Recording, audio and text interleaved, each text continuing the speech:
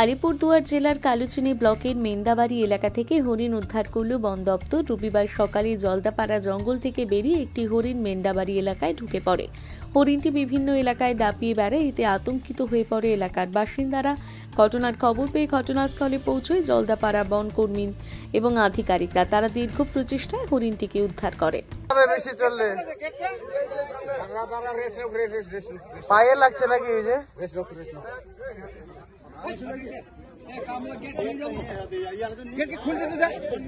Gate खोला लाग गया ना ওদিকে গর্ত আছে নাকি? নাই করতে না, নাই করতে না।